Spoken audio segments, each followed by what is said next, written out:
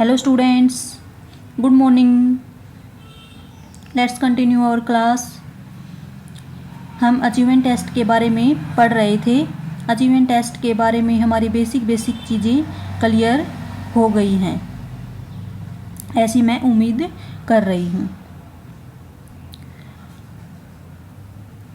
कल हमने item analysis के बारे में पढ़ा था और डिफ़िकल्टी वैल्यू निकालनी सीखी थी। आज हम पढ़ेंगे डिस्क्रिमिनेटिव पावर क्या है और डिस्क्रिमिनेटिव पावर को हम कैसे कैलकुलेट कर सकते हैं। चलिए पढ़ना स्टार्ट करते हैं।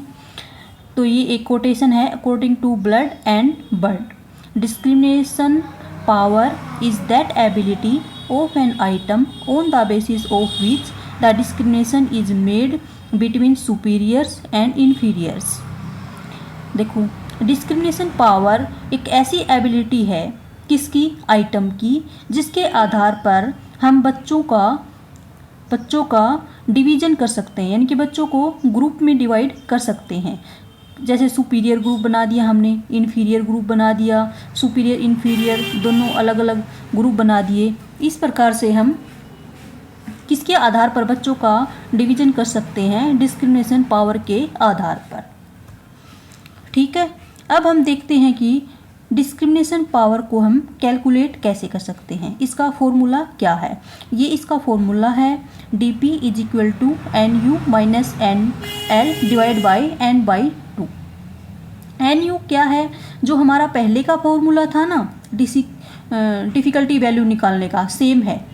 NU हमारे अपर ग्रुप के बच्चे हैं, अपर ग्रुप में से जो हमने 27% बच्चे लिए थे वो हैं, और NL जो हमने 27% लोअर ग्रुप के बच्चे लिए थे वो हैं। और उसमें हमने क्या किया था, NU प्लस NL किया था डिफ़िकल्टी वैल्यू निकालने के लिए, लेकिन इसमें हमें N/2 करना है। जैसे कि हमारे 27 इसके थे और 27 इसके थे, 27 54 हम ले रहे थे, लेकिन इसमें हम 27 ही लेंगे N/2। टोटल हमारे N कितना हुआ हमारा 54 को हम 2 से डिवाइड करेंगे तो इसमें हम कितने लेंगे 27। देखो, मान लो 100 ग्रुप्स का हमने 100 स्टूडेंट्स का एक ग्रुप बनाया, उसमें 50 ऊपर के अपर ग्रुप के और 50 लोअर ग्रुप के हो गए। उसमें से हमने 27 बच्चे लिए। अब हम देखेंगे कि 27 बच्चों में से किसने एक क्वेश्चन का सही आंसर दिया है, कितने बच्चों ने।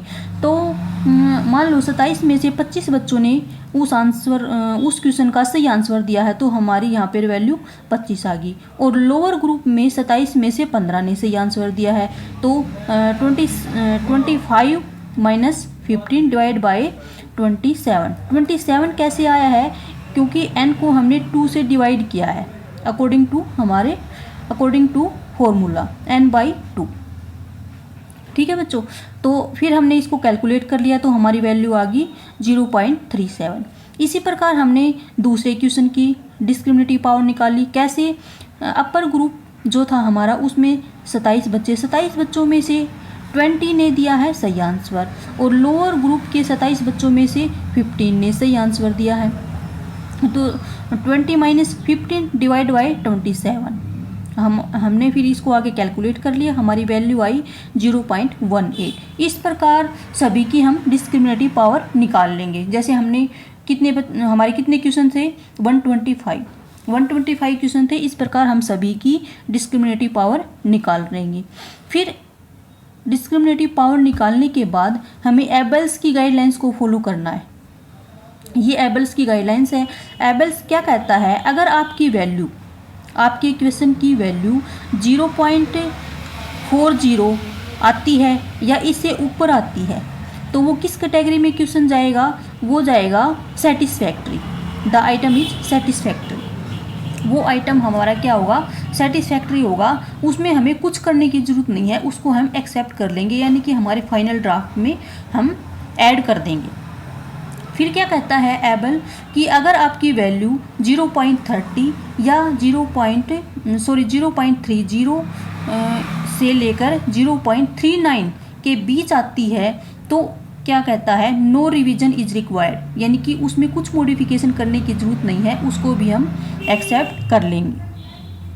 उसके बाद अगर क्वेश्चन की वैल्यू 0.20 से लेकर 0.29 के बीच आती है तो उस क्वेश्चन में रिक्वायरमेंट होगी, किसकी रिक्वायरमेंट होगी, मॉडिफिकेशन की रिक्वायर होगी।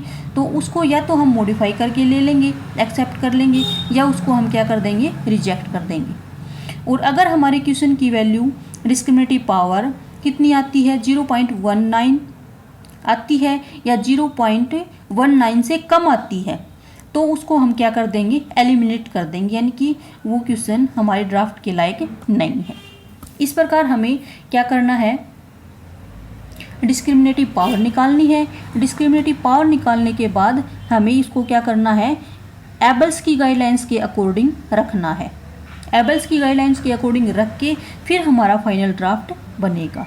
तो इस प्रकार हम डिस्क्रिमिनेटिव पावर निकालते हैं। आई होप आपको ये समझ में आया होगा। अगर ना आया हो तो कोई दिक्कत नहीं, हम इसको फिर से समझ लेंगे।